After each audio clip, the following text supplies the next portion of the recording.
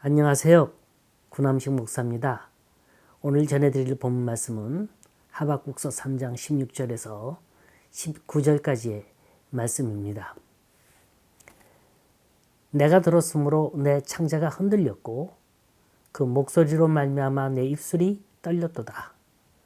무리가 우리를 치러 올라오는 환난 날을 내가 기다림으로 썩이는 것이 내 뼈에 들어왔으며 내 몸은 내 처소에서 떨리는도다. 비록 무화과나무가 무성하지 못하며 포도나무에 열매가 없으며 감람나무에 소출이 없으며 밭에 먹을 것이 없으며 우리의 양이 없으며 외양간에 소가 없을지라도 나는 여호와로 말미암아 즐거워하며 나의 구원의 하나님으로 말미암아 기뻐하리로다. 주 여호와는 나의 힘이시라. 나의 발을 사슴과 같게 하사 나를 나의 높은 곳으로 다니게 하시리로다. 이 노래는 지휘하는 사람을 위하여 내 수금에 맞춘 것이니라. 우리는 날마다 순간마다 예고 없이 닥쳐오는 일로 인해서 수많은 신앙의 갈등을 안고 삽니다. 그런데 이 갈등은 절대로 내가 내 손에 무언가를 움켜쥐려 할 때는 없어지질 않습니다. 메멘토라는 영화가 있어요. 이 영화에 나오는 주인공은 희귀한 기억 상실증이 있습니다. 이 병이 어떤 병이냐? 이 사람의 기억력은 5분 이상을 지속하지는 못합니다. 무엇이든지 5분만 지나면 다 잊어버려요. 그래서 이 사람은 그걸 잊지 않으려고 손바닥에다가 메모를 하고 심지어는 몸에다가 문신을 합니다만 그것도 5분이 지나면 자기가 메모를 했다는 그 사실조차도 잊어버리고 맙니다. 그런데 이상한 건 기억력은 사라지는데 감정은 사라지질 않는 거예요. 그래서 분노, 죄책감 같은 것은 그대로 남아있는 겁니다. 다만 그 이유를 기억하지는 못해요. 내가 왜 이럴까? 내가 왜 화나 있을까? 내가 왜 이렇게 불안한 걸까? 내가 왜 이렇게 죄의식을 느낄까? 그 이유를 몰라요. 이 사람은 다른 게 괴로운 게 아니라 바로 그게 괴로운 겁니다. 우리는 혹시 이러면서 살고 있지는 않습니까? 이유 모를 불안이 나를 괴롭히고 있고 이래서는 안 돼, 정신 차려야지 하면서도 나도 모르게 우울증과 갈등으로 점점 깊이 빠져서 허우적거리고 있지는 않습니까? 많은 사람들이 이처럼 마음의 번민과 불안과 갈등이 있을 때 여러 가지 방법으로 해결을 하려고 합니다. 첫 번째 방법은 잊어버리거나 무시하는 거예요. 40대 남자들에게 스트레스를 어떻게 해소하는가를 조사해 봤더니 그 순서가 술, 담배, 잠, 운동, 그리고 참는 순서였다고 합니다. 이건 임시방편은 될 수 있을는지는 모르지만 효과적인 해결책은 아닌 거예요. 두 번째 방법은 자기를 합리화하는 방법이에요. 괜찮아. 누구든지 그래. 누구의 잘못 때문에 그런 거야. 이런 식으로 자기를 합리화하려고 하지만 그렇다고 해서 없어지는 게 아니라는 겁니다. 그리고 세 번째 방법은 거기에 집착하는 방법이에요. 마음이 착한 사람일수록 집착력이 강하다고 합니다. 그런데 이 세 가지 방법이 다 바람직하지 못하다는 거예요. 현실을 무시해서도 안 되고 자기 합리화를 주장하는 것도 그리고 집착하는 것도 옳지 못합니다. 현대는 기쁨이 없는 세대입니다. 잃은 사람은 억울해서 기쁨이 없고 얻는 사람은 더 얻지 못해서 기쁨이 없습니다. 적으면 모자라서 걱정, 많으면 지키느라고 걱정, 이래저래 기쁨이 없어요. 그러나 우리 믿음의 사람이 한 가지 알아둬야 할 건 이 세상엔 기쁨이 없는 게 아니라 우리에게 믿음이 없다는 거예요. 믿음과 기쁨은 항상 따라다니는 파트너입니다. 오늘 소개하는 내용은 도저히 기뻐할 수 없는 상황인데 기뻐할 수밖에 없다는 신앙의 승리가 들어있습니다. 하박국 선지자의 얘기입니다. BC 6세기경 여호야김 왕이 유다를 통치했어요. 이때 예루살렘을 배경으로 해서 일어난 일입니다. 여호야김의 아버지인 요시야 왕은 무기또 전쟁에서 전사를 합니다. 요시야 왕에게는 여호아하스라는 아들이 있었는데 그가 잠시 왕자에 앉아 있다가 그나마저도 애굽에 납치를 당합니다. 그래서 여호야김이 어부지리로 왕이 되는데 그야말로 폭군이에요. 그는 자신의 사치한 생활을 하기 위해서 백성들로부터 많은 세금과 노동력을 착취합니다. 그러니까 백성들의 원성은 하늘을 찌르는 거예요. 이 아픔을 가장 적절하게 표현한 부분이 바로 오늘 본문입니다. 환난 날을 내가 기다림으로 썩이는 것이 내 뼈에 들어왔으며 내 몸은 내 처소에서 떨리는도다. 하박국 선지자는 죄악과 혼돈 속에서 하나님의 진노와 심판을 바라봤습니다. 내 뼈가 썩어들어가는 것 같고 내 처소가 떨리는 것 같은 공포가 엄습해오는 순간입니다. 그는 분명히 하나님의 무서운 진노를 바라봤죠. 실패와 좌절과 모순을 바라봤습니다. 그런데 그는 그 순간을 본 게 아니라 그와 동시에 하나님의 약속된 미래와 축복을 바라보고 있었다는 거예요. 하박국서 1장부터 보면 탄식의 말부터 흘러나옵니다. 어째서 이래야만 합니까? 하는 질문입니다. 어째서 나로 간악을 보게 하시고 어째서 폐역을 목도하게 하십니까? 어째서 하나님은 악인을 용납하시고 어째서 하나님은 우리의 기도를 들으시지 않으십니까? 분명히 현실은 납득이 가질 않아요. 그래서 계속해서 어째서 이렇게 돼야만 합니까? 수없이 부르짖고 있습니다. 그러나 성경은 이렇게 서러우면서 울부짖는 그 자체를 믿음이라고 하지 않습니다. 하박국서의 전체를 대변해 줄 수 있는 요절이라 한다면 의인은 그 믿음으로 말미암아 산다는 거예요. 진정한 믿음이란 어째서 이래야만 합니까? 하면서 호소하며 한탄하는 게 아니라 바로 그 아픔의 순간에 그 고통의 순간에 인간을 향해서 뻗치시는 하나님의 구원의 손길을 바라보라는 거예요. 이게 믿음입니다. 여기 17절 보세요. 얼마나 긴박한 순간입니까? 비록 무화과 나무가 무성치 못하며 포도나무에 열매가 없으며 감람나무에 소출이 없으며 밭에 먹을 것이 없으며 우리의 양이 없으며 외양간에 소가 없을지라도. 더 쉽게 풀이해 볼까요? 우리가 사업에 실패하고 몸은 병들고 명예는 바닥에 떨어졌고 온 세상 사람들이 다 나를 비웃는다고 할지라도 그런 얘기예요. 더 이상 손을 내밀 곳이 없어요. 더 이상 호소할 곳도 없습니다. 막차 탄 인생이에요. 바닥 인생입니다.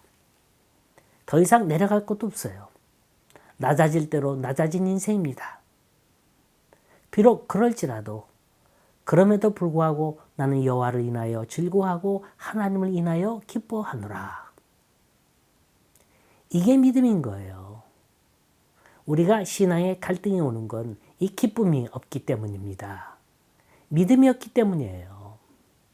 왜 남을 탓합니까? 왜 좋은 일 하면서도 불평과 불만을 내쏟아야만 합니까? 어느 누구가 말했듯이 기독교는 축제의 종교예요. 기쁨이 있어야 됩니다. 초대교회처럼 기쁨과 순전한 마음으로 음식을 먹고 하나님을 찬미해야 합니다. 우리가 영적으로 살고 성장하려면 초대교회로 돌아가야 합니다. 기쁨은 성령의 열매예요. 기도할 때 봉사할 수 있고 기뻐할 때 전도할 수 있고 기뻐하는 사람만이 하나님의 선교 사업을 이룰 수 있는 거예요. 내가 기뻐하지 않는 복음을 누구에게 전하며 내게 감격이 없는 봉사가 무슨 열매를 맺겠습니까? 주의 일은 자진해서 해야 돼요. 마음에서 우러나와야 됩니다. 절대로 억지로 하는 건 부작용이 있어요. 시험이 따릅니다. 우린 무엇을 위해서 사십니까? 무엇을 위해서 기쁨을 얻으십니까? 하나님의 사랑은 억지로 쟁취하는 게 아니라 거저받는 거예요. 하나님의 은혜는 지식으로, 노력으로, 철학으로 깨닫는 게 아니라 기쁨이 있어야 되고 감사가 있어야 되는 겁니다. 오늘 하박국 선지자는 기쁨을 잃은, 아니 어떻게 기뻐해야 할지 그 방법을 몰라 방황하는 현대 그리스도인들에게 몇 가지 제안을 합니다. 첫째, 하나님께 먼저 영광을 구하라는 거예요. 18절에 보면 나는 여호와로 말미암아 즐거워한다고 했습니다. 하나님께서 인간을 창조하신 목적은 저를 통해서 경배와 영광을 받으시기 위해서였던 거예요. 우리에게는 기쁨이 있고 자랑이 있습니다. 그건 바로 우리는 하나님의 자녀라는 거예요. 여러분, 하나님께서 남다르게 물질을 주셨습니까? 하나님께 영광을 돌리세요. 하나님께서 우리에게 남다른 지혜와 재능을 주셨습니까? 하나님께 먼저 영광을 돌리세요. 하나님께서 우리에게 좋은 가정과 자녀를 주셨습니까? 하나님께 영광을 돌리세요. 이거 당연한 거예요. 그러나 하박국 선지자는 여기에 하나를 더 추가해서 아파도 고난당해도 힘들어도 하나님을 찬양하라 합니다. 여기 축복받은 가정이 있습니다. 이들 부부는 얼마나 머리가 좋았던지 한 사람은 예일대학에서 한 사람은 하버드 대학에서 박사가 된 수재였습니다. 이 사람들은 젊은 시절에 만나 아주 어울리는 단짝으로 무사람의 축복과 눈총 속에 성대한 결혼식을 올렸습니다. 이들은 너무나 행복했어요. 이 세상 모든 게 다 내 것만 같았습니다. 이들은 신혼여행길에 오르면서 이런 말을 주고받습니다. 당신도 천재고 나도 천재란 소리를 많이 들었어. 그러니 우리 두 사람 사이에서 태어난 자식은 아주 훌륭한 작품이 될 것이요. 얼마나 자신만만하고 오만한 소리입니까? 그런데 막상 아이를 낳고 보니까 뜻밖에도 전응하였어요. 이 두 부부의 신혼의 단꿈은 여기서부터 깨지기 시작합니다. 이 아이가 태어난 이후로 두 사람 사이엔 끊임없는 긴장과 불안, 초조와 불화의 벽이 가로놓이게 됐어요. 그러다가 사소한 일로 다투기 시작합니다.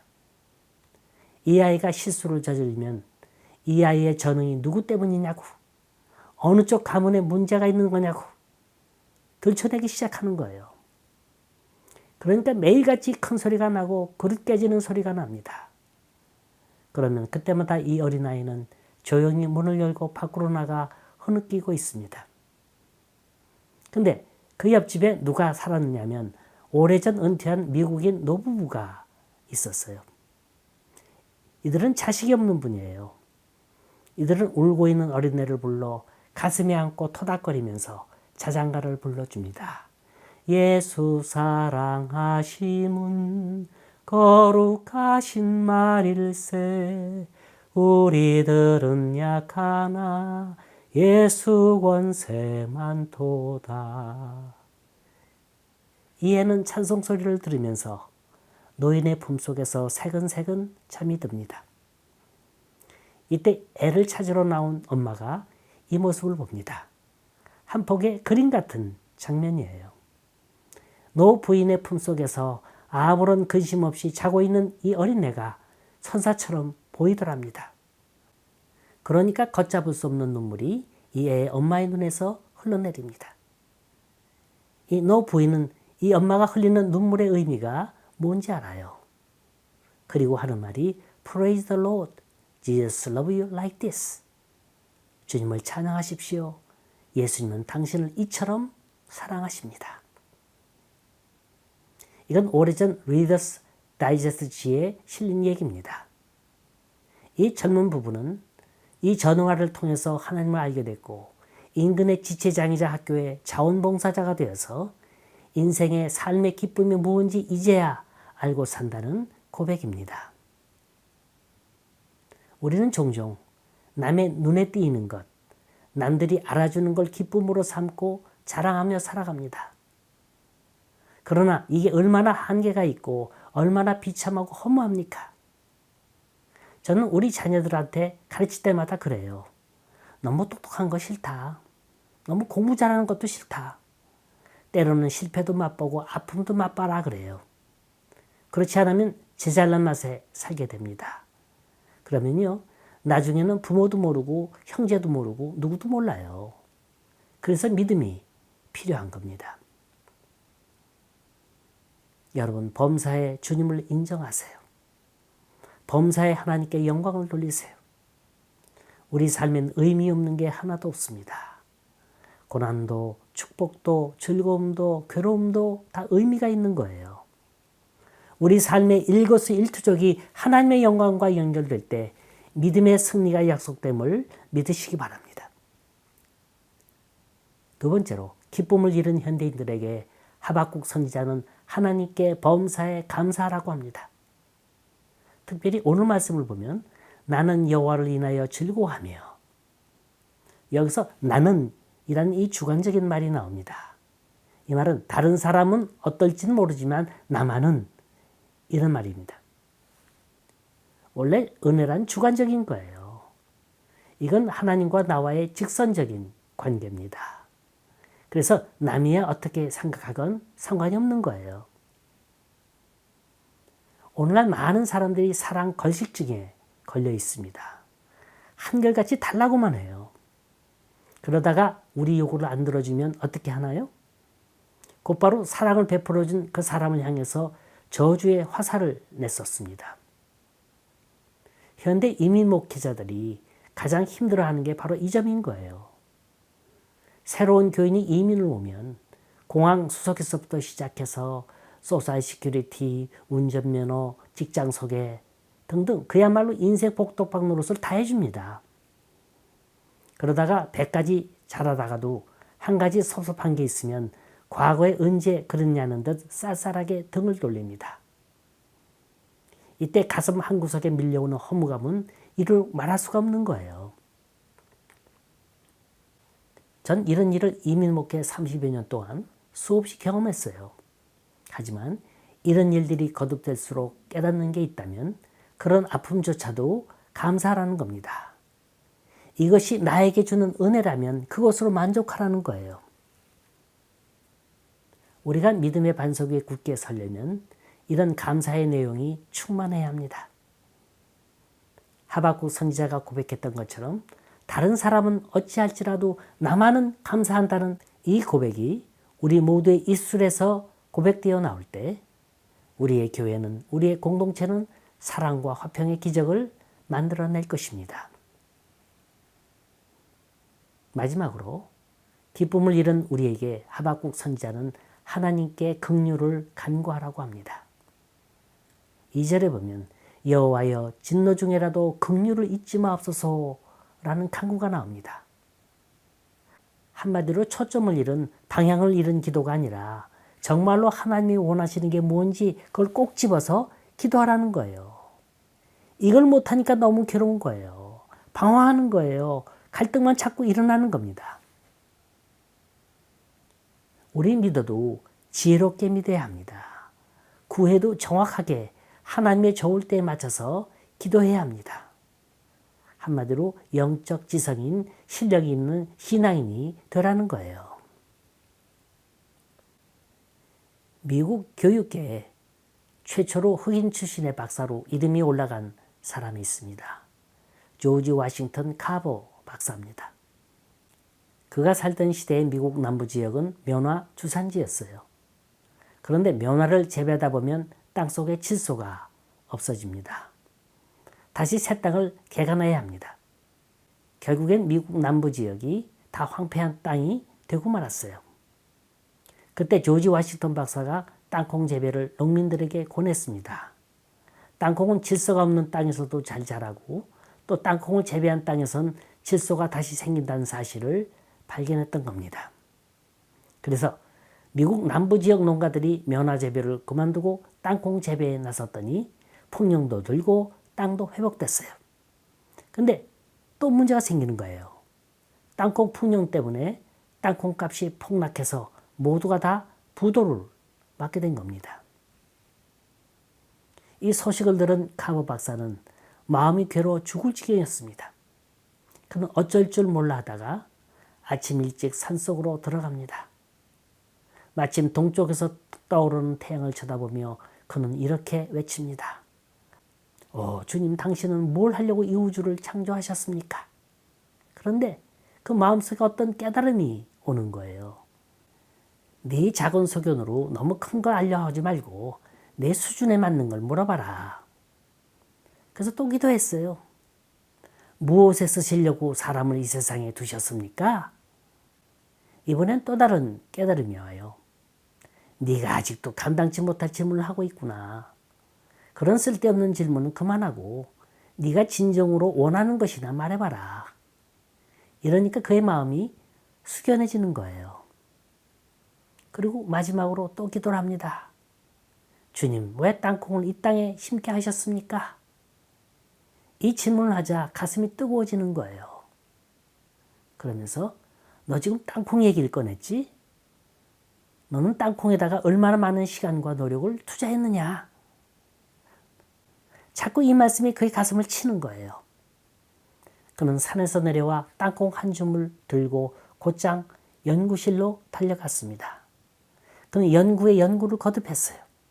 그랬더니 땅콩 버터, 땅콩 크림, 땅콩 식용유, 땅콩 구두약을 비롯해서 모두 105가지의 땅콩 식용품과 200여 가지의 땅콩에 관련된 식용품을 만들 수 있었다 그럽니다. 그래서 다시 미국 남부 지역 농가들이 놀라운 흑자 수지를 맞게 됐다는 거예요. 이 카버 박사는 1860년경 흑인 노예의 자식으로 생일도 모른 채 태어났지만 1940년 죽을 땐 흑백을 가릴 것 없이 미국인 전체의 존경을 한 몸에 받았던 미국 최고의 농학자였습니다. 우린 주님 앞에 구해도 제대로 구해야 돼요. 허공을 치고 메아리가 되어서 돌아올 기도를 하면 차라리 안 하는 게 낫습니다. 왜 우린 기도의 핵심을 잃어버린 채 쓸데없는 데서 빙빙 돌아야만 합니까? 하나님 물질을 주세요. 하나님 건강을 주세요. 하나님 나에게 복을 내려주세요. 다 옳은 얘기예요. 하지만 이보다도 더 핵심적인, 더 선행되어야 할 일들이 있습니다. 너 주의를 제대로 지켰니? 너 제대로 기도 생활 해봤니? 너 정말로 지극히 작은 일에 나에게 순종해봤니? 이게 하나님의 방법인 거예요. 이게 축복의 지름길인 겁니다. 우린 삶의 좌표, 믿음의 좌표, 인생의 좌표를 하나님께 둬야 합니다. 우리 믿음의 선조들이 그렇게 걸어갔던 것처럼 갈 바를 모르고 미지의 세계를 향해서 한 발자국 한 발자국 나아갔을 때 바로 그것이 축복의 땅이요 약속의 땅이었습니다. 비록 눈에는 보이지 않고 귀엔 아무 소리도 들리지 않지만 하나님이 지시하는 곳을 향하여 순종하며 나갈 때 거기에 승리의 길이 있습니다. 진정한 믿음의 승리자는 최후에 웃는 자인 거예요. 여러분, 더 이상 신앙의 갈등의 길에서 벗어나세요. 주님은 말씀하십니다. 나는 길이요 진리요 생명이니 나로 말미암지 않고는 아버지께로 갈 자가 없느니라.